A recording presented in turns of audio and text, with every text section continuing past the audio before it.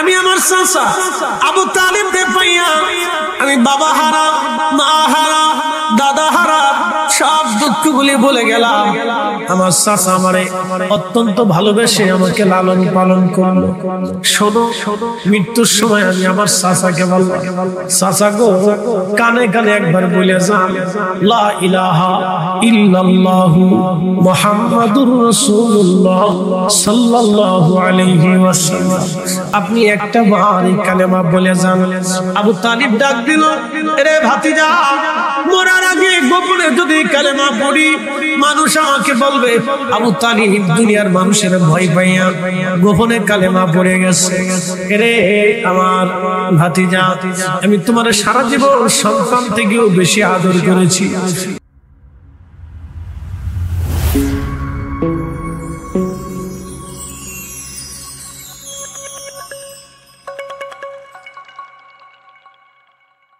দুনিয়াতে বহু এতিম আছে। আমি সিলেট থেকে আসতেছিলাম, শীতের দিন মাহফিল করে ব্রিজের উপর উঠলাম। সিলেটে একটা ব্রিজ আছে, উষা ব্রিজ। ব্রিজ উঠার পরে দেখি দুই পাশে বাচ্চারা শুয়ে আছে। বললাম এরা কারা? হুজুর এরা পথ শিশু। আমি বললাম পথ শিশু শীতের ভিতরে এখানে ওরা কি করে? বলে হুজুর ওদের বাপ নাই, মা নাই, ওদের কেউ নাই, ওরা এখানে থাকে। দেখে খুব মায়া লাগলো, ওদেরকে কাছে ডাকলাম, কিছু টাকা দিয়ে বললাম তোমরা খেয়ে নিও, কিছু কিনে নিও, শীতের কাপড় নিও। জিজ্ঞেস করলাম তোমাদের কি কম্বল আছে? বললো না, আমাদের কম্বল নাই। বাবা মা আছে? জানি না। বাবা মা একটা ছেলে বলল হুজুর আমাদের বাবা মা জন্ম দিয়ে কোথায় চলে গেছে, মা বাবাকে আজ কোনোদিন জানি না, আমি এই শিশুদের সাথেই থাকি। বলে থাকো কোথায়? বলে হুজুর আমরা যেখানে সেখানে ঘুমাই থাকি, আমরা 4-5 জন আমরা একসাথেই থাকি, কেউ খাবার দিলে খাই, না দিলে না খেয়ে থাকি। আমি বললাম টাকা পয়সা কোথায় পাও? হুজুর আমরা ভিক্ষা করে, মানুষ আমাদেরকে যা দেয় আমরা তাই পাই। আর একটা ছেলে বললো হুজুর মাঝে মধ্যে মানুষ আমাদেরকে মারে, লাঠি মারে, থাপ্পড় মারে, ভাবে আমরা চোর, আমরা চুরি করি, আমরা ডাকাতি করি। ওরা মনে করে হুজুর আমাদেরকে মাঝে মধ্যে মারে, আমাদেরকে ধাক্কা দিয়ে ফেলে দেয়, ধার ধাক্কা দেয়, লাঠি সবর দেয়। হুজুর এইভাবে ভিক্ষা করে আমাদের দিন চলে। এক একজনকে কম্বলের টাকা আমি দিয়ে আসলাম। খুব মনোযোগ দিবেন। আল্লাহ এতিম বানাইলেন নবীকে। বলে কেন? এই উম্মতের ভিতরে হাজার হাজার এতিম আসবে, দরিদ্র আসবে, অসহায় আসবে। আল্লাহর নবী যাতে এতিমদের হক বুঝেন, মর্ম বুঝেন, পৃথিবীর কোন এতিম যাতে কোনদিন বলতে না পারে আমাদের নবী এতিম ছিলেন না, এতিমের দুঃখ নবী বুঝতেন না। আল্লাহর নবী বলেন আমার উম্মতের আরে তোমরা যদি এতিমকে লালন পালন করো তাহলে তোমরা শুনে নাও, এই 2 আঙ্গুল উঁচা করে নবী বললেন, একটা আঙ্গুল আর একটা আঙ্গুলের পাশাপাশি যেমন দেখো ওইভাবে জান্নাতের ভিতরে তুমি আর আমি পাশাপাশি থাকবো। একবার জোরে বলা যাবে কি আল্লাহু আকবার। এতিম পালবেন, এতিম দেখলে মাথায় হাত বোলাবেন, আদর করবেন, খাবার দেবেন, কাপড় কিনে দেবেন, পোশাক কিনে দেবেন। এতিমকে কখনো ধমক দেবেন না। কারো ভাই যদি মারা যায়, সন্তান যদি এতিম হয়ে যায়, অন্যান্য ভাইরা দেখবেন তার জমি জমা চুরি নিয়ে যাওয়ার জন্য ধান্দা করে। এগুলি করবেন না। ওরা এতিম, ওদের সম্পদ বুঝাই দিবেন। আবার অনেকেই দেখা যায় ভাই মরে গেছে, ভাবি মরে গেছে, ভাতিজা এতিম হয়ে গেছে, চাচা সারা জীবন সন্তানের মতো আদর করে পালে। যেমন আমার নবীকে নবীজির চাচা আবু তালিব কোলে পিঠে করে লালন পালন করতেন। আল্লাহ নবীকে এতিম পাইলেন কেমনে? খুব মনোযোগ দিবেন। নবীজিকে হালিমা দিয়ে গেলেন হযরত আমেনার ঘরে। হালিমাকে দিয়ে যাওয়ার পরে হযরত হালিমা দিয়ে যাওয়ার পরে হযরত আমেনা রাদিয়াল্লাহু আনহা তিনার শ্বশুর হযরত খাজা আব্দুল মুত্তালিব বললেন, আমেনা রে তুমি আমার এতিম নাতিটাকে নিয়ে তার নানার দেশে তোমার পিত্রালয়ে তুমি ঘুরে আসো, মদিনা থেকে তার বাবার কবর জিয়ারত করে আসো। শুনে যান হযরত আব্দুল্লাহ রাদিয়াল্লাহু তাআলা আনহু নবীজির আব্বা জানের কবর ছিল বর্তমান হেরেমের ভিতরে। মদিনার আবহাওয়া অত্যন্ত সুন্দর, আপনারা দেখবেন। হযরত আমেনা মদিনা থেকে প্রিয় নবীজিকে নিয়ে আসলেন। আহা খুব মনোযোগ দিবেন। মদিনায় নবীজিকে ছেড়ে দিলেন বয়স অল্প, কেবলমাত্র কিশোর। ছোট্ট বয়সে নবীজি ঘুরে ঘুরে বেড়ান মদিনার অলিগলি দিয়ে। মদিনার বাচ্চারা মদিনার পুকুরের মধ্যে তারা গোসল করে। মদিনাতে ডুবা অঞ্চল আছে, যেখানে বৃষ্টির পানিগুলি যে জমাইতে হয় নিচু অঞ্চল, ওইখানে মদিনার বাচ্চারা গোসল করে। আল্লাহর নবী পাশে খেজুরের গাছের নিচে বসে থাকে। আহা একদিন নবীজি গোসলে ঢুকলেন, এমন সময় পাদ্রী দেখে আকাশে মেঘ উঠতেছে। নবীজি পানির মধ্যে যেই দিকে যায়, মেঘ আমার রাসূলের পিছে পিছে যায়। আসতে হয়ে গেল না? জোরে বলে। আকাশের মেঘ নবী যেই দিকে মেঘ চলে যায় সেদিকে, নবীজি যেই দিকে মেঘ চলে যায় সেদিকে। হযরতে আমেনার কাছে পাদ্রী খোঁজ নিয়ে আসলেন, এসে বলেন আপনার নাম আমেনা? বলতেছে আপনার স্বামী আব্দুল্লাহ? বলে হ্যাঁ। আপনার স্বামী এখানে মারা গিয়েছেন? বলে হ্যাঁ। আপনার সন্তানের নাম মুহাম্মদ? বলে হ্যাঁ। তার পিঠের মধ্যে নবুয়তের একটা মোহর আছে? বলে হ্যাঁ। এরপরে তিনি কুরাইশ বংশের বনু হাশিমের সন্তান? বলে হ্যাঁ। তিনি এতিম হয়ে গেছেন? বলে হ্যাঁ। পাদ্রীরে এত কিছু তুমি কেমনে জানো? পাদ্রী ডাক দিয়ে বলল, তাওরাতে, জবুরে, ইনজিলে যা লেখা আছে হযরত আমেনা, আমি তাই আপনাকে বললাম। শোনেন, আপনার এ ছেলে কিন্তু সাধারণ কোন শিশু না। আপনার এ ছেলে পৃথিবীর আখিরি নবী। এই নবীর পরে আর কোন নবী দুনিয়াতে আসবে না। আল্লাহু আকবার। ও হযরত আমেনা, আপনাকে আমি একটা ওসিয়ত করি, বলেন কি বলতে চান? দয়া করে আপনার এই শিশু বাচ্চাকে আর মদিনায় রাখবেন না। বলে কেন? তুমি আখিরি নবী, একটা বিশেষ জাতি দুনিয়াতে আছে, ওরা যদি জানে এই ছেলেটা আখিরি নবী হবে, আপনার ছেলেটাকে ক্ষতি করতে পারে। খুব তাড়াতাড়ি তাকে এইখান থেকে নিয়ে মক্কাতে আপনি চলে যান, তার দাদার কাছে তাকে আমানত দিয়ে আসেন, কারণ তিনি মক্কার নেতা, তিনি নিরাপত্তা দিয়ে রাখবে এই ছেলেটাকে। হযরত আমেনা তিনি আমার নবীকে নিয়ে রওনা করলেন হযরত আমেনার সাথে। শুধু হযরতে উম্মে আইমান রাদিয়াল্লাহু আনহা আর আমার নবীকে কোলে করে মা রওনা দিলেন বর্তমানে আবুয়া। জায়গার নাম কি? আবুয়া। খুব ভালো করে শুনবেন, জায়গার নাম আবুয়া। এই আবুয়াতে চলে আসলেন। আবুয়াতে যখন আসলেন, তখন নবীজির আম্মা অসুস্থ হয়ে পড়লেন। নবীজির আম্মা অসুস্থ হয়ে যাওয়ার পরে আল্লাহর নবী মায়ের কোলের পাশে বসে আছে। রহমতের নবীর মা ডাক দিছে, উম্মে আইমান রে, তুমি আমার কাছে আসো। হযরত উম্মে আইমান রাদিয়াল্লাহু আনহার কাছে আসলেন। উম্মে আইমান ছিলেন নবীজির মায়ের দাসী। নবীজির মায়ের দাসী ছিলেন উম্মে আইমান। উম্মে আইমানকে বলেন, উম্মে আইমান রে, আমার মনে হয় আমি মক্কায় ফিরে যেতে পারবো না। আমার মুহাম্মদ বাবা হারাইছে। আমার মন বলে রে উম্মে আইমান, আমার সন্তান আজকে আমাদের থেকে একেবারে আমরা সন্তান থেকে আলাদা হয়ে যাবে। মন বলতেছে উম্মে আইমান রে, আমি দুনিয়া থেকে চলে যাব, আমার মুহাম্মদ চিরয়তীম হয়ে যাবে, আমার মুহাম্মদ এতিম হয়ে যাবে রে। উম্মে আইমান, আমি মা তোমাকে ওসিয়ত করতেছি, আমার সন্তান মুহাম্মদকে মায়ের মতো আদর করবি। তোর কাছে আমানত দিয়ে গেলাম উম্মে আইমান, আমার সন্তান মুহাম্মদ আমিন রে, আমি আমার অবর্তমানের আদর আর ভালোবাসা দিয়ে তাকে বড় করবি। উম্মে আইমান রে, তুই আমার দাসী, আমি আমার সন্তানকে তোর আমানতে দিয়ে যাচ্ছি। আর আমার সন্তানটাকে খুব দ্রুত গতিতে মক্কায় নিয়ে যাবি, তার দাদা আব্দুল মুত্তালিবের কাছে তাকে দিয়ে দিবি। আল্লাহ নবী শিশু নবী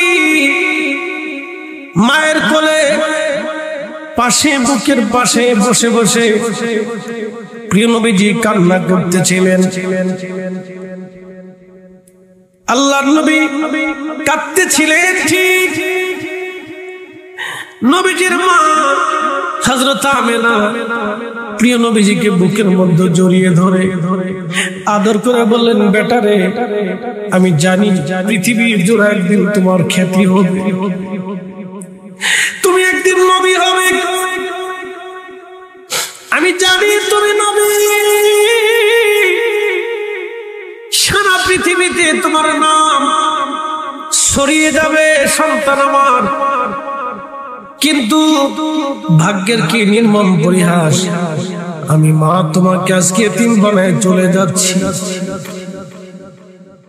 আমি আজকে তোমার এতিম বানাইয়া আল্লাহর ডাকে সারা দিয়ে চলে যাচ্ছি। আমার কলিজার টুকরা সন্তান নবীজির মা নবীজিকে বুকের মধ্যে জড়িয়ে ধরে আদর করতে লাগলেন, চুমা খাইতে লাগলেন। এই সময় আল্লাহর নবীজি চোখের পানি ফেলে ফেলে কান্না করতেছিলেন। আল্লাহ রাব্বুল আলামিন এই জন্য নবীজিকে ডাক দিয়ে বললেন, ওগো আমার হাবিব, ও আমার বন্ধু, আপনি ভালো করে শুনেন, ওয়ালাল আখিরাতু খায়রুল লাকা মিনাল উলা। নবীজি, প্রথম জীবন থেকে আপনার শেষ জীবন অনেক উত্তম হবে এবং ভালো হবে। ওয়ালা সাওফা ইউতিকা রাব্বুকা ফাতারদা, আর অচিরেই আমার আল্লাহ আপনাকে খুশি করব, আমি রাজি করে ফেলবো। ওয়ালা সাওফা ইউতিকা রাব্বুকা ফাতারদা আলাম ইয়াজিদকা ইয়াতীমান ফাআওয়া। হুজুর, আপনাকে আমি এতিম পাইছিলাম, ওই সময় আমি আল্লাহ আপনাকে আশ্রয় দিয়েছিলাম। আল্লাহর নবীর মা হযরত আমেনা দুনিয়া থেকে চলে গেলেন, তিনি আল্লাহর ডাকে সাড়া দিয়ে আল্লাহর নবীকে চুমু খাইলেন, আদর করলেন। মা নবীজি কাঁদতে লাগলেন। হযরত উম্মে আইমান রাদিয়াল্লাহু আনহা প্রিয় নবীজিকে আদর করতে লাগলেন। সেই আবহাওয়াতে নবীজির আম্মা জানকে দাফন করা হলো। সেই কবর এখনো আবহাওয়াতে আছে। হাজিরা সেই কবর মোবারক রওজা শরীফ এখনো জিয়ারত করতে যায়। একদিন রহমতের নবী জান্নাতুল বাকিতে দাঁড়ায় দাঁড়ায়, জান্নাতুল মুআল্লাতে দাঁড়ায় দাঁড়ায় কাঁদতেছিলেন। খুব মনোযোগ দেন। আল্লামা ইমাম জালালউদ্দিন আস-সুয়ুতী রাহিমাহুল্লাহ তিনি মাসালিকুল হুনাফা বিওয়ালিদাইন মুস্তাফা আল হাবিবিল ফতোয়ার মধ্যে বলতেছেন, দেখতেছেন হাদিস খানা, নবীজি জান্নাতুল মুআল্লাতে হযরত খাদিজা রাদিয়াল্লাহু আনহার কবরের অদূরে দাঁড়ায় কাঁদতেছিলেন। আল্লাহর নবীর কাঁদা দেখে হযরত আম্মা জান আয়েশা সিদ্দিকা বলেন, দুনিয়ার মানুষ, আমি দূরে দাঁড়ায় দাঁড়ায় কাঁদতেছিলাম। আল্লাহর নবীজি, আমি যে গাধার পিঠে চড়ে আমি আর নবীজি জিয়ারতে গিয়েছিলাম, ওই গাধার রশি ধরে নবীর কাঁদা দেখে আমি কাঁদতেছিলাম। ঠিক নবীজির কান্না দেখে আমি আয়েশা কান্না করতেছিলাম। হঠাৎ করে দেখি নবীর জিয়ারত শেষ। আল্লাহর নবী মুস্কি হাসতে হাসতে জিয়ারত থেকে বের হয়ে আসতেছে। আমি জিজ্ঞেস করলাম, ইয়া রাসূলুল্লাহ, ইয়া হাবিবাল্লাহ, নবীজি আপনি জান্নাতুল মুআল্লাতে এসে কাঁদলেন কেন? আপনার কান্না দেখে আমি আয়েশা স্থির থাকতে পারি নাই। আমি দূরে দাঁড়ায় দাঁড়ায় আপনার কান্নায় কাঁদতেছিলাম। আল্লাহর নবী, আপনি আবার বের হওয়ার সময় মুস্কি মুস্কি হাসেন, কোন কারণে গো নবী বলবেন নি হাকিকত? আল্লাহর নবী নাম দিয়ে বলতেছেন, আয়েশা রে, আমি আমার মায়ের বাবার জন্য দাঁড়িয়ে দাঁড়িয়ে কাঁদতেছিলাম। আমি আমার মা এবং বাবার কথা মনে করে দাঁড়ায় দাঁড়ায় কাঁদতেছিলাম। হাজুন গরুস্থানে আমি আমার মা এবং বাবার জন্য দাঁড়ায় দাঁড়ায় কাঁদতেছিলাম। আমার রবের দয়া লেগে গেল, আমার আব্বা আম্মাকে আমার সামনে আমার আল্লাহ উপস্থিত করাইলেন। আমি আমার আব্বা আম্মাকে কালেমা পড়াইয়া আমার উম্মতের দলভুক্ত বানাইয়া আল্লাহ জান্নাতি ঘোষণা দিয়া আমি নবী হাসতে হাসতে জান্নাতুল মুআল্লা থেকে বের হয়ে গেলাম। একবার জোরে বলা যাবে কি ইয়া রাসূলুল্লাহ? চিৎকার করে আল্লাহু আকবার। নবীজির আব্বা আম্মা দুইজনে জান্নাতি। আজকে এক দল আছে তারা বলে নবীর আব্বা আম্মা জাহান্নামী। আসতে হলো কেন? জোরে বলেন, আরো জোরে বলেন। তারা বুকে হাত বেঁধে নামাজ পড়ে, তারাবির নামাজ 8 রাকাত বানিয়ে ফেলেছে। এদের বক্তব্য নবীজির আব্বা আম্মা দুইজন জাহান্নামী, তারা জান্নাতি কিনা আমরা বলতে পারবো না। লা হাওলা ওয়ালা কুওয়াতা ইল্লা বিল্লাহ। মুসালিফুল হুনাফা বি ওয়ালিদাইল মুস্তাফা 550 বছর আগে কিতাব লিখেছেন ইমাম সুয়ুতি। 550 বছর আগে এই কিতাবের মধ্যে তিনি প্রমাণ করেছেন আমার নবীর আব্বা আম্মা জান্নাতি জান্নাতি জান্নাতি। একসাথে বলুন আল্লাহু আকবার। নবীর আব্বা আম্মা কি জান্নাতি? জোরে বলেন তারা কি জান্নাতি? আল্লাহর নবীর আব্বা আম্মা দুজন জান্নাতি। দেখেন নবীর মা ইন্তেকাল করবে, এই সময় নবীকে বুকে টেনে ধরলেন। নবীজি কান্না করতেছিলেন, বুঝতে পারতেছেন সন্তানের জন্য কেমন কঠিন সময় ছিল। আমার রাসূলের জন্য কত কঠিন সময় ছিল। বাবা নাই, কেউ নাই, একটা ভাই নাই, বোন নাই, কে তাকে দেখবে? হযরত আমিনা আদর করে বলতেছিলেন বেটারে, চোখের পানি মুছে বলে আমার মুহাম্মাদান, আমি জানি তুমি আখিরি নবী, আমি জানি আল্লাহ তোমাকে নবী বানাবে, আমি এটাও জানি তোমাকে আল্লাহ এতিম বানাবে, আমি জানি তামাম দুনিয়া জোড়া তোমার খ্যাতি হবে, পৃথিবীর প্রত্যেক রন্ধে রন্ধে তোমার নাম তোমার শান আকাশে বাতাসে উঠতে থাকবে। একবার জোরে বলা যাবে কি মারহাবা। তিনি নবী রাহমাতুল লিল আলামিন। আহা হযরত উম্মে আইমান রাদিয়াল্লাহু আনহা নবীজিকে নিয়ে চলে আসলেন। হযরত উম্মে আইমান রাদিয়াল্লাহু আনহা নবীজিকে নিয়ে আসলেন, দাদার হাতে দিয়ে দিলেন। দাদা এবার তার সন্তান আবু তালিবরে ডাক দিয়ে বললেন, ছেলেরে আমি তো মারা যাইতেছি, আমার এই নাতি দুনিয়াতে আসার আগে আমাকে আল্লাহ বারবার স্বপ্ন দেখাইছেন। আমি আব্দুল্লাহ ঘুমাইতাম, স্বপ্নে দেখতাম কে জানি বলে যাইতো, হে আব্দুল মুত্তালিব তোমার সন্তানের বংশে একটা সন্তান আসতেছে, তোমার বংশে একটা প্রদীপ আসতেছে, তিনি নবী হবে, তার নাম তুমি রাখবা মুহাম্মদ সাল্লাল্লাহু আলাইহি ওয়াসাল্লাম। চিৎকার মেরে জোরে বলেন না মারহাবা। আরে আব্দুল মুত্তালিব তার নাম তুমি রাখবা মুহাম্মদ। আরে আবু তালিব আমিও তো দুনিয়ার থেকে চলে যাচ্ছি, আমার নাতি এতিম হয়ে গেছে, আমি চাইছিলাম আমি আমার নাতিটাকে বড় করব, কিন্তু আল্লাহর ইচ্ছা হলো না, আল্লাহ আমাকে নিয়ে যাচ্ছে। আবু তালিব রে, তোর কাছে আমার নাতি মুহাম্মদ আমিনকে আমানত দিয়ে গেলাম। আবু তালিব ওসিয়ত করলাম তোকে, আমার এই নাতিরে তুমি সন্তানের মতো লালন পালন করবা, সাবধান সে যে এতিম কখনো তুমি তারে বুঝতে দিবা না। নবীজি বললেন, আমার চাচা আমার আবু তালিব চাচা আমাকে এতটা ভালোবাসতেন, আমাকে কোলে করে নিয়ে ঘুমাইতেন, কাঁধে করে নিয়ে মরুভূমির রাস্তা বেয়ে সিরিয়াতে ব্যবসায় যাইতেন, আমাকে কোথাও একা রাখতেন না, গোসলখানায় গেলে আমাকে গোসল করাইতেন, খাবার খাইতে বসলে আমাকে খাবার খাওয়াইতেন। আমি আমার চাচা আবু তালিবকে পাইয়া আমি বাবা হারা, মা হারা, দাদা হারা, সব দুঃখগুলি বলে গেলাম। আমার চাচা আমারে অত্যন্ত ভালোবেসে আমাকে লালন পালন করলো। শোনো, মৃত্যুর সময় আমি আমার চাচাকে বললাম, চাচা গো, কানে কানে একবার বলে যান, লা ইলাহা ইল্লাল্লাহু মুহাম্মাদুর রাসূলুল্লাহ সাল্লাল্লাহু আলাইহি ওয়াসাল্লাম। আপনি একটা বার এই কালেমা বলে যান। আবু তালিব ডাক দিল, রে ভাতিজা, মরার আগে গোপনে যদি কালেমা পড়ি মানুষ আমাকে বলবে আবু তালিব দুনিয়ার মানুষের ভয় পাইয়া গোপনে কালেমা পড়ে গেছে। রে আমার ভাতিজা, আমি তোমার সারা জীবন সন্তান থেকেও বেশি আদর করেছি। তোমার আমানতের বেলা আমি খেয়ানত করি নাই। আমার আব্বার ওসিয়ত আমি মেনে চলেছি। তবে বেটারে, আমি তোমার এই কালেমা পড়তে পারবো না।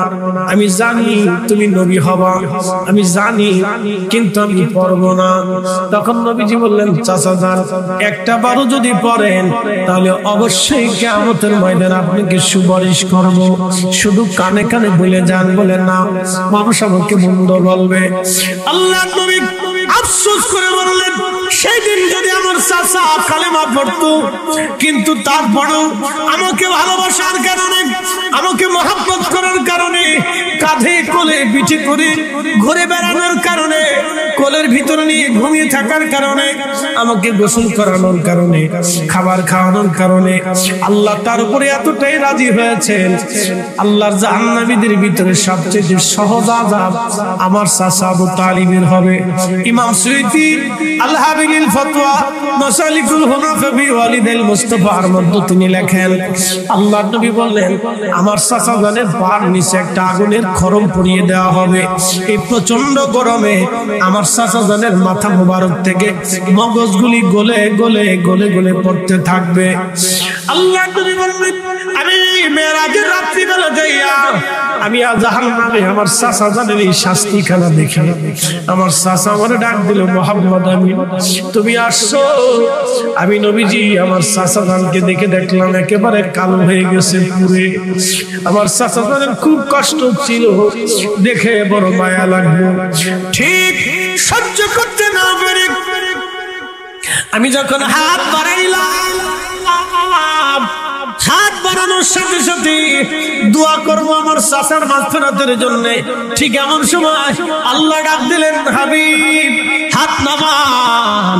যদি আপনি আপনার চাচার জন্য দোয়া করেন তাহলে আপনার উম্মতের কোন দোয়া আমি কবুল করব না। আপনার চাচার দোয়া কবুল করে নিব, কিন্তু উম্মতের জন্য কোন দোয়া আমি কবুল করব না। উম্মতরে, সাহাবীরা, আমি আমার উম্মতের চিন্তায় চাচা জানের জন্য হাত আমি নামিয়ে ফেললাম। আমি আমার চাচার জন্য মাগফিরাতের দোয়া করিলাই, আমার উম্মতের জন্য আমি কেঁদেছি। ইয়া রাব হাবলি উম্মতি, আমার উম্মতের উপায় হবে কি? উম্মতের উপায় হবে কি? তিনি রাহমাতুল লিল আলামিন। ওই নবীকে ভালোবাসা আমাদের ঈমানি দায়িত্ব। প্রেম যদি করবি রে মন, প্রেম যদি শিখবি রে মন, সব ছেড়ে চল মদিনায় আমার প্রেমের রাসূল যেই দেশে ঘুমায়। শুনে যাবেন হাজিরিন, ভালো করে শুনে যাবেন। হযরত হালিমাতুস সাদিয়া রাদিয়াল্লাহু আনহা তিনি বলতেছেন, আমি দেখলাম এত সুন্দর, আমি দেখি আরো আশ্চর্য। আল্লাহর নবী ঘুমাচ্ছিলেন, আমার নরম হাত প্রিয় নবীজির বক্ষ মোবারকে রাখলাম। যখন রাখছি রে, রাখার সাথে সাথে নবীজির ঘুম ভেঙে গেল। আল্লাহর নবী মুস্কি হাসি দিলেন আমাকে দেখে। হাসিটা এত সুন্দর ছিল। আমি হালিমা ওই হাসি দেখার পরে বললাম, স্বামী রে আমার, সবাই বাচ্চা নিয়ে তায়েফে ফিরে চলে গেছে, আমার এমন একটা বাচ্চা ভাগ্যে পড়লো যার বাবা নাই, এতিম, কে তার ভরণ পোষণ দিবে? স্বামী রে, আমি দুনিয়াতে মানুষ দেখছি কিন্তু এত সুন্দর মানুষ দেখি নাই।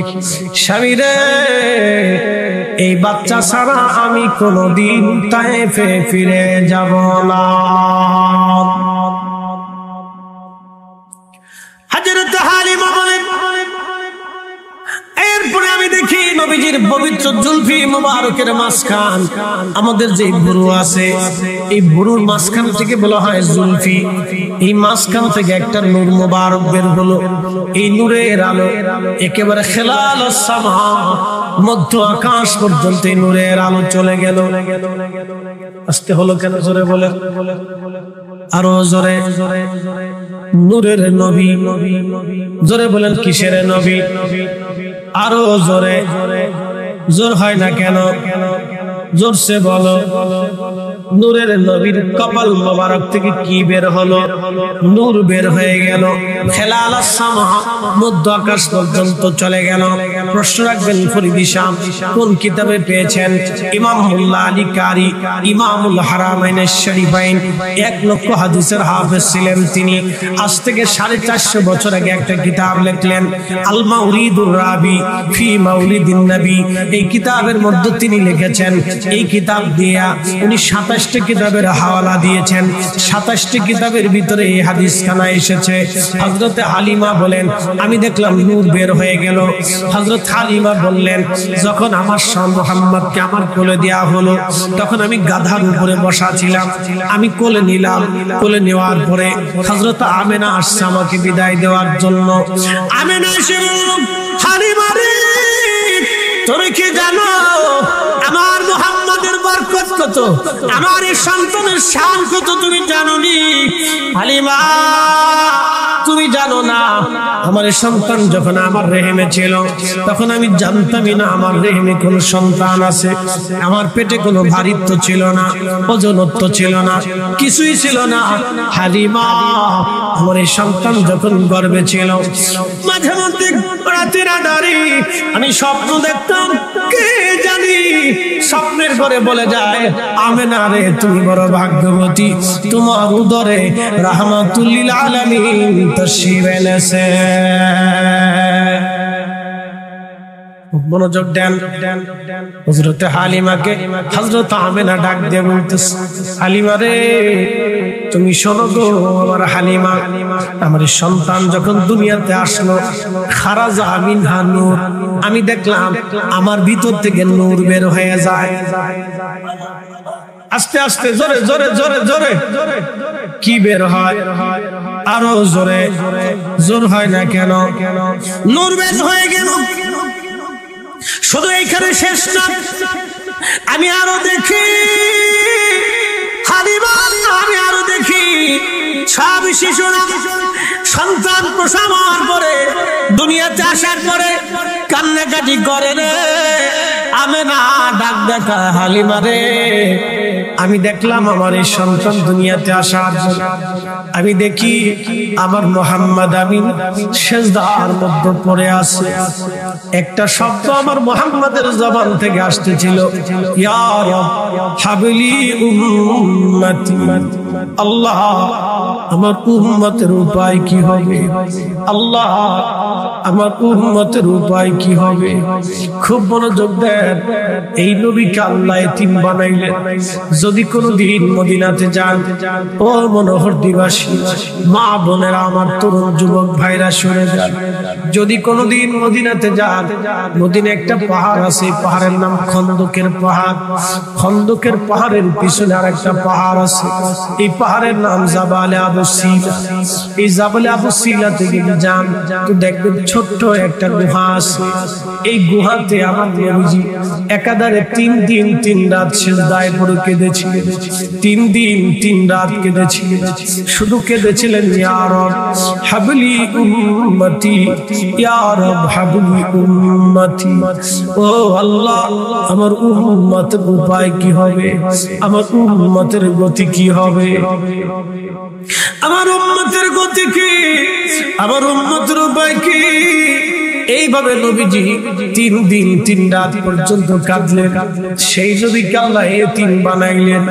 আল্লাহ বললেন, ফাআম্মাল্লাযী, আমার রব্বুল আলামিন বললেন, আমার আল্লাহ বললেন, আলাম ওয়াদুহা ওয়াল্লাইলি ইযা সাজা মা ওয়াদ্দাআকা রাব্বুকা ওয়া মা ক্বালা ওয়ালাল আখিরাতু খায়রুল লাকা মিনাল উলা ওয়ালা সাউফা ইউতিকা রাব্বুকা ফাতারদা আলাম ইয়াজিদকা ইয়াতীমান ফাআওয়া। নবীজি আমি তো আপনার এতিম বানাইছিলাম, আপনি এতিম হয়েছিলেন, এরপরে আমি রব্বুল আলামিন আপনাকে আশ্রয় দিয়েছিলাম, আমার নবীকে আল্লাহ এতিম বানাইলেন। হযরত আদম সফিউল্লাহকে মাটি দিয়ে সৃষ্টি করার পরে আমার রব আমার আল্লাহ আদম সফিউল্লাহর পৃষ্ঠদেশে হাত রাখলেন। আল্লাহ যখন হাত রাখলেন তখন আদম আলাইহিস সালামের পৃষ্ঠদেশ থেকে আমাদের রূহগুলি বের হয়ে আসলো। রূহগুলি বের হয়ে আসার পরে আদম সফিউল্লাহর সামনে রূহগুলি রাখা হলো। সেদিন আমরা সবাই ছিলাম। আদম আলাইহিস সালাম রূহগুলির দিকে তিনি নজর করলেন, কোন রূহটা ডাকাত হবে, কে আলেম হবে, কে জালেম হবে, কে বাদশা হবে, কে দরিদ্র হবে, কে পাগল হবে, কে ভিখারি হবে, কে আমির হবে, কে সেনাপ্রধান হবে, কে ডাক্তার হবে, কেউ নবী হবে, কেউ ওলি হবে। আদম আলাইহিস সালাম সব দেখলেন। দেখার পরে আদম আলাইহিস সালাম চোখের পানি ছেড়ে দিয়ে কেঁদে দিয়ে বলেন, হে রব, আপনি তো জানেন আমি তাদের বাবা। আল্লাহ, বাবার তো সন্তানদের প্রতি বড় মায়া হয়। আপনি আমার সন্তানদেরকে দেখাইলেন, কেউ ধনী হবে, কেউ দরিদ্র হবে, কেউ রোগী হবে, কেউ ডাক্তার হবে, কেউ ইঞ্জিনিয়ার হবে, কেউ 10 তলায় থাকবে, কেউ গাছতলায় থাকবে, কেউ পাগল হবে, কেউ আলেম হবে, কেউ নবী হবে, কেউ ওলি হবে, কেউ কুতুব হবে, কেউ আবদাল হবে, কেউ মুজাদ্দিদ হবে, কেউ আক্তাব হবে, কেউ গাউস হবে। এইভাবে আদম আলাইহিস সালামকে দেখাইলেন। আদম বললেন, রব, আমি তো দেখলাম রব্বুল আলামিন আমার সন্তানদেরকে আপনি সমানে সমান বানায় দেন। কাউরে উপরে দিয়েন না, কাউকে নিচে দিয়েন না, কাউরে সুন্দর বানায়েন না, কাউরে কালো বানায়েন না, সবারে এক লেভেল মতো করে দেন। আমার আল্লাহ ডাক দিলেন, আদম, আমি আল্লাহ ইচ্ছা করলে সমান করে দিতে পারতাম, কিন্তু আমি রব্বুল আলামিন সমান করব না। আদম বললেন, ইয়া রব, কেন আপনি সমান করবেন না? আল্লাহ ডাক দিলেন, আদম, আমি এই জন্য সমান করব না, আমি আমার বান্দাদেরকে পরীক্ষা করব। চিৎকার মেরে জোরে বলেন না মারহাবা। যেই গাছের নিচে বসে আছেন, এই গাছ আল্লাহর জিকির করে। যেই মাছ আপনি নদীর থেকে মেরে এনে মাছ আল্লাহর জিকির করে। যে কুকুর আপনার বাড়ি পাহারা দেয়, কুকুর আল্লাহ জিকির করে। যে বিড়াল আপনার ঘর পাহারা দেয়, এই ঘর আপনার এই কুকুর বিড়াল আপনার জিকির করে। যে আসমান আপনি দেখেন, এই আসমান আল্লাহ জিকির করে। যেই জমিনে বসে আছেন, সেই জমিনের মাটি আল্লাহর জিকির করে। এই জন্য ঢিলা করার আগে মাটি দিয়ে যদি কখনো ঢিলা করেন, এই মাটিটাকে আগে 3টা টুকা মারতে হবে, 3টা টুকা দিতে হবে। বলবেন, ফরিদ হুজুর, কেন টুকা দেব?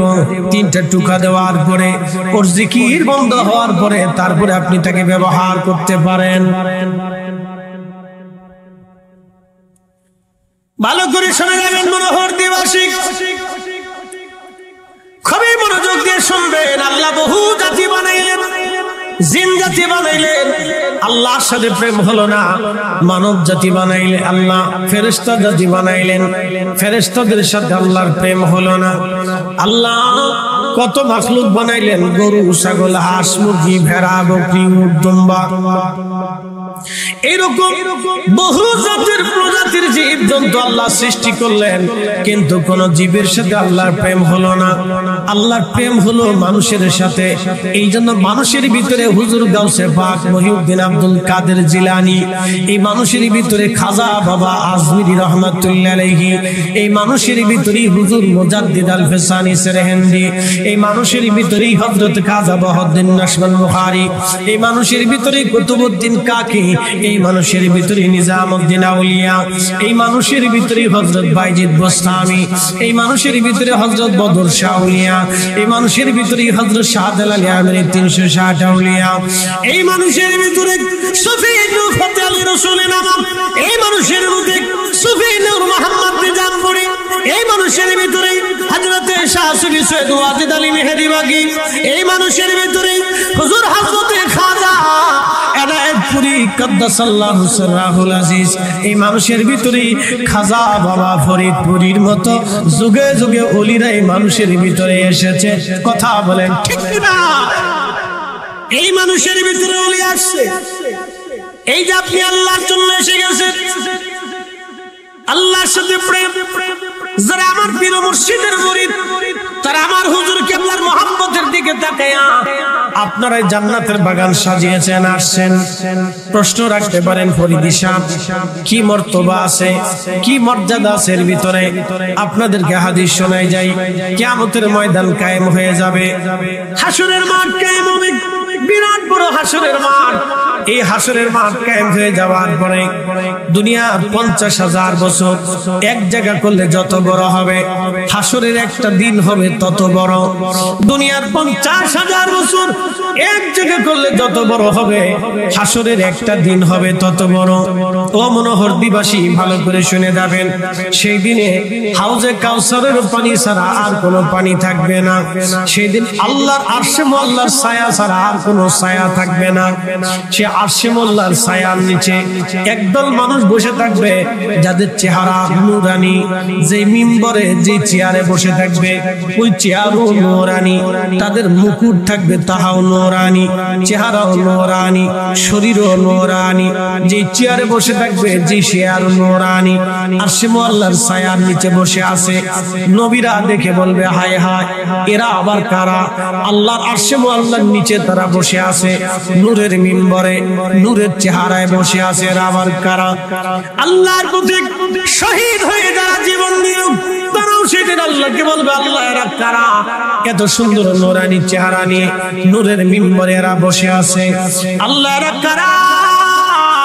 আবার আল্লাহ ডাক দিবে আমার নবীরা, ও শহীদরা, এরা হলো সেই ব্যক্তি যারা দুনিয়াতে আমি আল্লাহকে, শুধু আমি আল্লাহর জন্য একজন আর একজনকে ভালোবাসছিল। ভালো করে শুনে যাবেন, আমরা ওলিদেরকে কেন ভালোবাসি?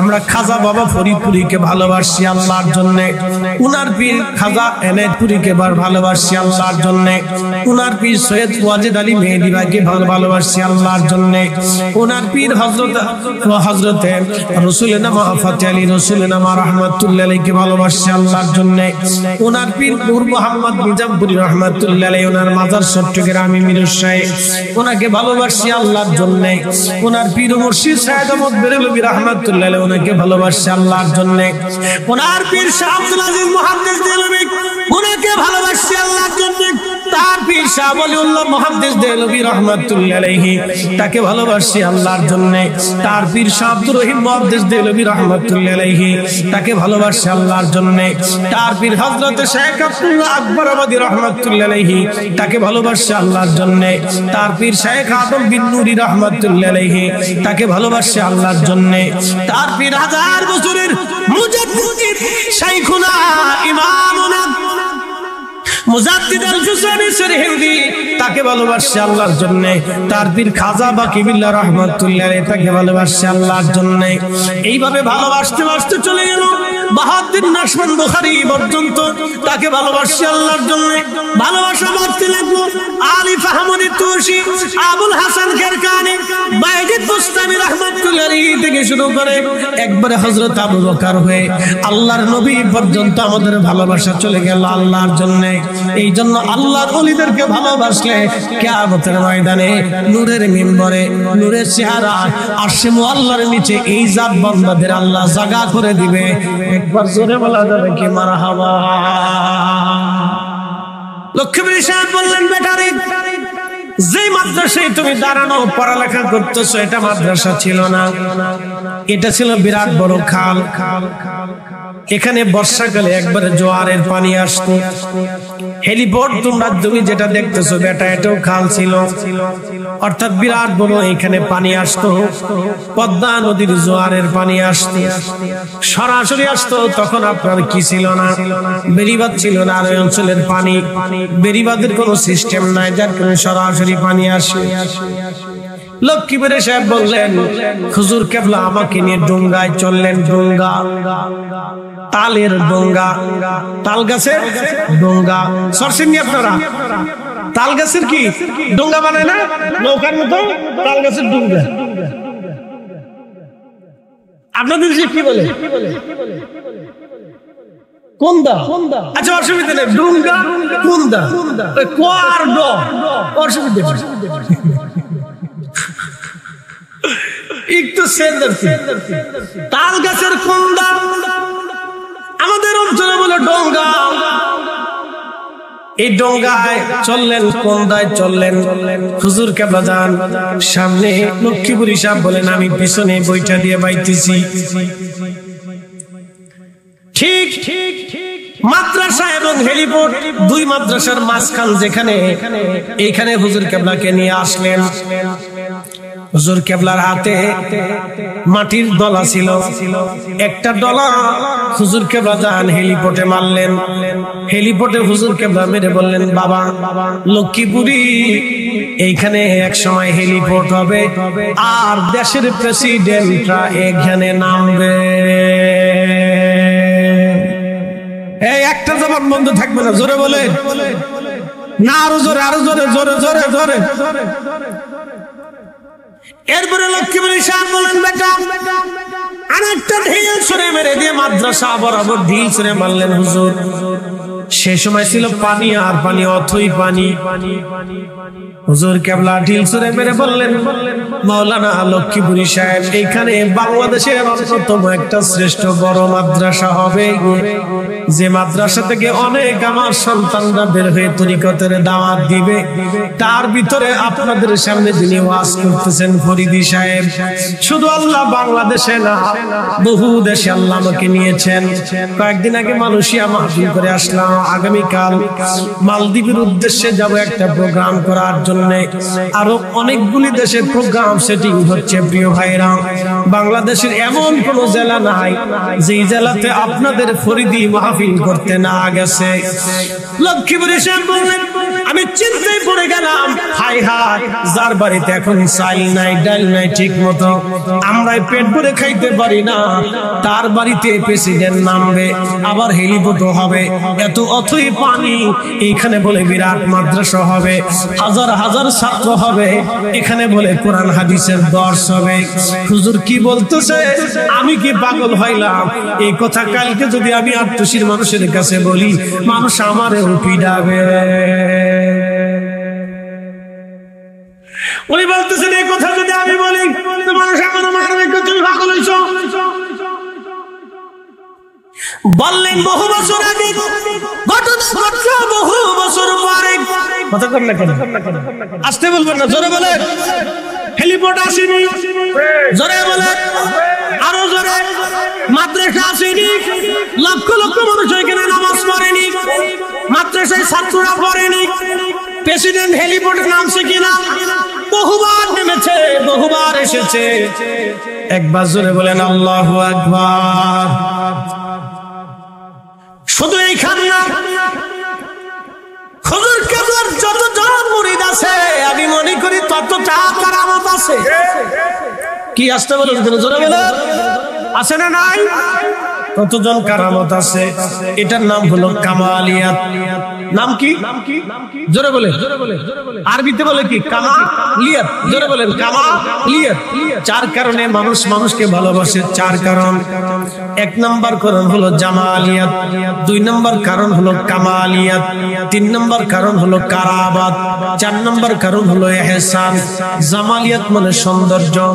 হযরত ইউসুফ আলাইহিস সালাম সুন্দর হওয়ার কারণে, হযরত ইউসুফ সুন্দর হওয়ার কারণে জুলাইখা ইউসুফের সৌন্দর্যে মোহিত হয়ে গেলেন। শুধু মোহিত হলেন না, জুলাইখার বান্ধবীরা ইউসুফকে দেখে কমলা লেবু কাটার বদৌলতে তারা তাদের হাত কেটে ফেলেছিল। তারা বুঝতেই পারে না তারা ইউসুফকে দেখে হাত কেটেছিল। তারা বুঝতেই পারে না আমাদের হাত কেটে যায়। আয়েশাকে জিজ্ঞেস করা হলো, মা আমাদের নবী কত সুন্দর বলেন। আল্লাহর নবীর বিবি আমাদের মা জননী বললেন, সাহাবীরা রে, আমাদের নবী এত সুন্দর, যারা ইউসুফকে দেখে হাত কেটে ফেলেছিল, ওরা যদি ইউসুফ রে না দেখে আমার নবী দেখতো, তাহলে ওরা ওদের হাত না, ওরা নবী দেখে কলিজা পর্যন্ত কেটে ফেলতো। একবার জোরে বলা যাবে কি আল্লাহু আকবার। আমার রাসূল কত সুন্দর ছিলেন, তার বর্ণনা হযরত হালিমা বলেছেন। হযরত হালিমা বলেন, প্রিয় নবীজি দুনিয়াতে আসলেন, রেশমের কাপড় দিয়ে নবীকে ঘিরে রাখা ছিল, পবিত্র দেশে রেশমের কাপড় দিয়ে ঘিরে রাখা। আহা, খুব মনোযোগ দিবেন, পবিত্র শরীর মোবারক রেশমের কাপড় দিয়ে ঘিরে রাখা। হযরত হালিমা বলেন, আমি গেলাম নবীকে দেখার জন্য, তখন আমি জানতাম না এই শিশুর ভবিষ্যৎ কি হবে। আমি যাওয়ার পরে দেখি দোলনার ভিতরে নবীজি শুয়ে আছেন, ঘুমিয়ে পড়েছেন। হযরত আমেনা আমাকে দোলনার কাছে নিয়ে গেলেন। হযরত হালিমা বললেন, দুনিয়ার মানুষে আমার নবী দেখতে এত সুন্দর, আমি কোনোদিন এমন সুন্দর মানুষ দেখি নাই, এত সুন্দর। পাগল হয়ে গেলাম। ও যারা আমার পীর মুর্শিদকে দেখছেন, বলেন আমার হুজুর কেবলা সুন্দর না সুন্দর? ওনার মতো এত সুন্দর একজন মানুষ আপনারা আর কি দেখছেন? আপনাদের নজরে আর কি পড়েছে? এত সুন্দর সাদা দাড়ি মোবারক, এত সুন্দর ধবধবে টুপি মোবারক, এত সুন্দর ধবধবে পাঞ্জাবি গায়ে দিতেন, সুন্দর চেহারার অধিকারী ছিলেন, খুবই চমৎকার। দেখলেই আল্লাহ এবং তার নবীর কথা মনে হয়ে যাইত। সাহাবীরা জিজ্ঞেস করলেন, ইয়া রাসূলুল্লাহ, ওলি কেমনে চিনবো আমরা? ওলি কেমনে চিনবো? নবীজি জবাব দিলেন, ইযা রুযুকির আল্লাহ, যাকে দেখলে আল্লাহর কথা মনে হয়, বুঝবাই সে দুনিয়াতে আল্লাহর ওলি। একসাথে বলেন আল্লাহু আকবার। যাকে দেখলে কার কথা মনে হবে? যাকে দেখলে আল্লাহর কথা মনে হবে, বুঝবা তিনি ওলি। যাকে দেখলে আল্লাহর কথা মনে হবে, বুঝবা তিনি ওলি। বিশ্ব জাকির মন্দিরে ঢোকার সাথে সাথে আপনার কলিজা পরিবর্তন হয়ে যায়, আপনার শরীর পরিবর্তন হয়, আপনার মন পরিবর্তন হয়, আপনার দিল পরিবর্তন হয়ে যায়। শুধু এইখানে না, তারা প্রবীণ জাকির ভাইরা হুজুর কেবলাকে দেখেছেন, ওনার সামনে দাঁড়ানোর পরে পাথর দিলওয়ালা দিলগুলি মোমের মতো নরম হইয়া গলিয়া মাথা অটোমেটিক নিচু হয়ে যাইতো। কথা বলেন না কেন, ঠিক কিনা? ওনার দরওয়াজাতে বেশিদিন পর্যন্ত বসে থাকতো। আমার দয়াল নবী যেই দেশে ঘুমায়, আল্লাহুম্মা সাল্লি। আহা, জবান খুলে মুহাম্মাদ আলা আলি সাইয়্যিদিনা।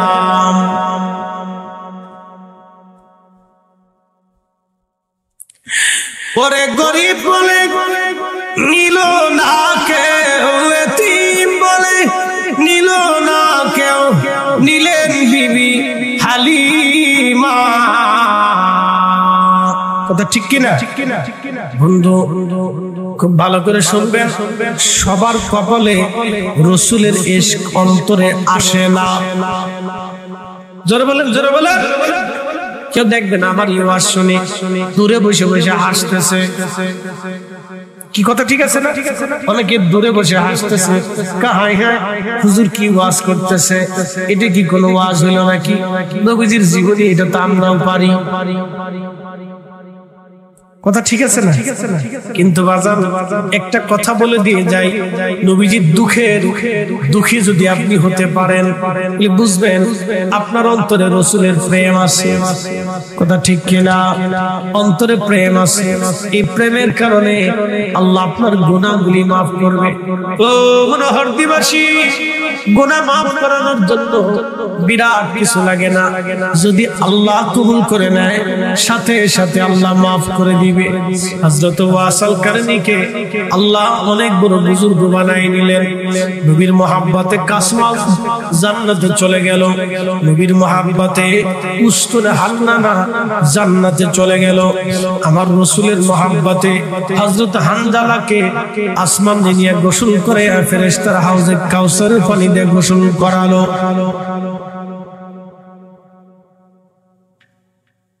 এই জন্য আমার হুজুর বলতেন, যার কারণে জগত সৃজন রে দেখো চন্দ্র সূর্য তারা শূন্য ভরে, আসে অচল নিশ্চল ধর ধরে, নবী পদবিনে ভাব সবই মিশে, যে মজাসে ইশকে নবী কিবা তার যাতনা, তরাইবেন রাসূলুল্লাহ নাহি কোনো ভাবনা। আল্লাহুম্মা সাল্লি, জবান খুলে দেন।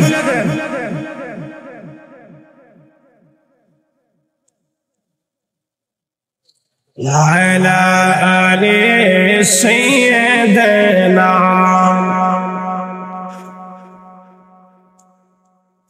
এসেছেন যত নবী সকলের ইমাম, সালাম নবী তোমায় হাজারো সালাম, ইয়া নবী সালাম।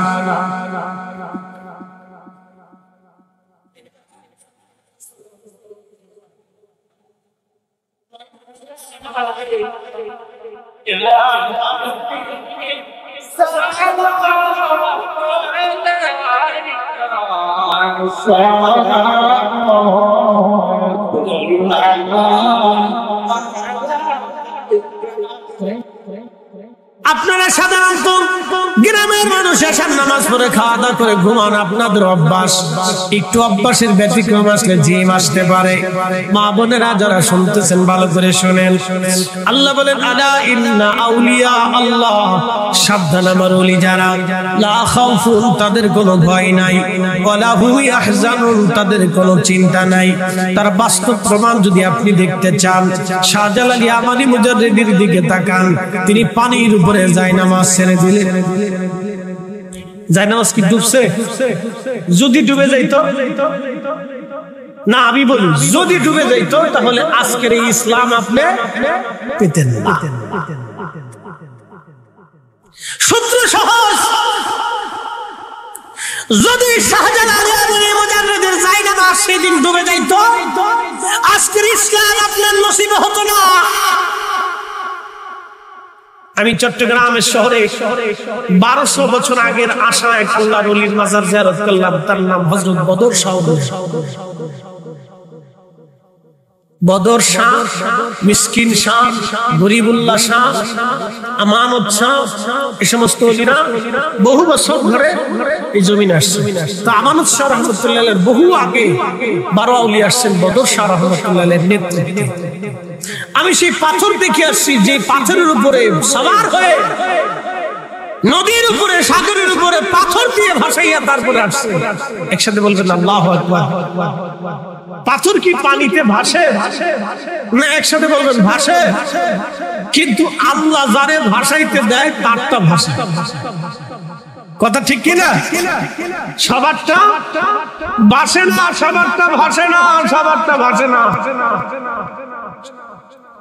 আমার পীর মুর্শিদ হুজুর কেবলা যেখানে বর্তমান হেলিপড, বর্তমান যেখানে মাদ্রাসা, এইখানটা এক সময় ছিল বিরাট বড় খাল।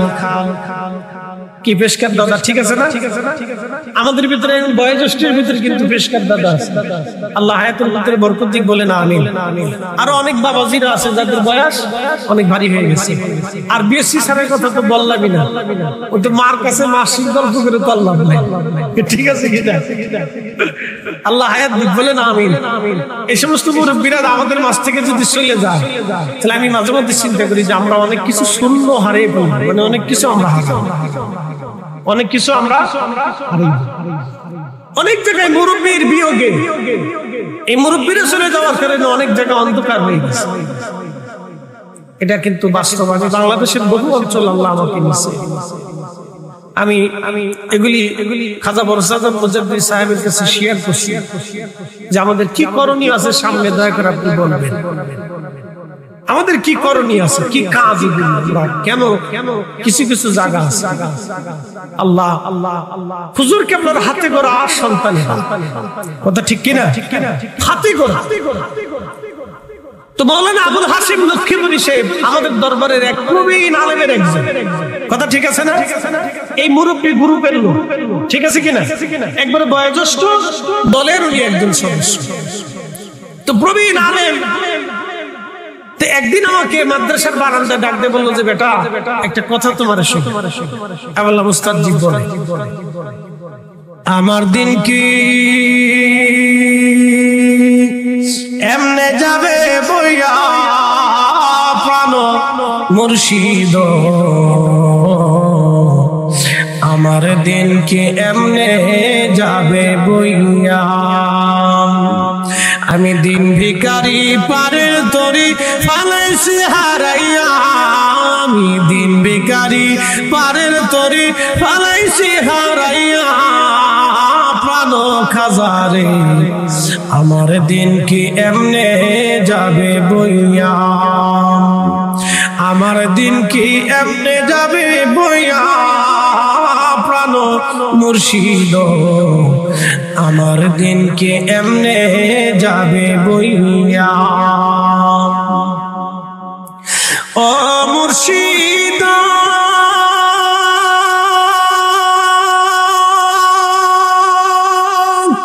পার হইতে পার ঘাটাতে, ঘাটে দেখি যাইয়া রে দয়াল, ঘাটে দেখি যাইয়া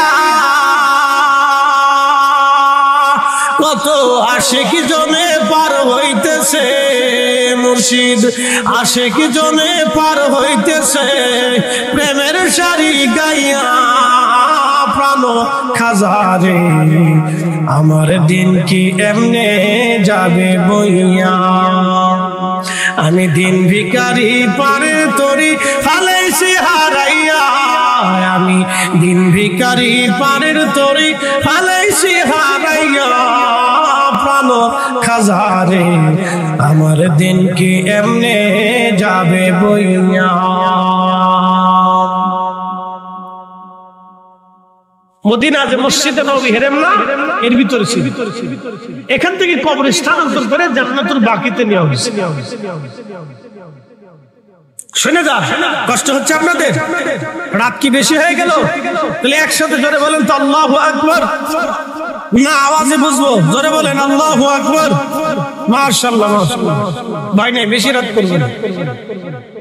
আলোচনা সারা রাত করলে সারা রাত মজা লাগবে। যারা ওয়াজ শুনে তাদের কাছে মজা লাগে, যারা শোনে না তাদের কাছে মমতাজের গান ভালো লাগে, কথা ঠিক আছে না? কেউ দেখে মমতাজের গান বাজায়, কেউ ওই যে পপ বাজায়, কেউ আবার ওই ক্যাকু বাজায়, আবার কেউ দেখবেন যে ডেক্সেট বাজাইতেছে, ওই যে বিয়ে বাড়িতে মাঝে মধ্যে বাজায়, একবারে কি শব্দ হয়, খালি দুঃখ দুঃখ দুঃখ দুঃখ দুঃখ দুঃখ দুঃখ দুঃখ শব্দ, ঠিক আছে না? কি যে শুনে কি যে বুঝে আল্লাহই জানে। সারা রাত কেউ লালন সঙ্গীত পছন্দ করে, কেউ পল্লী গীতি পছন্দ করে, কেউ নজরুলটা পছন্দ করে, সবাই সবারটা পছন্দ করে না।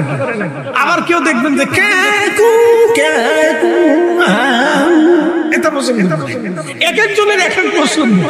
আমরা আরেকজনের খাইরুল্লো তোর লম্বা মাথার কেশ, চিরল দাঁতের হাসি দিয়া পাগল করলি দেশ, এত পছন্দ।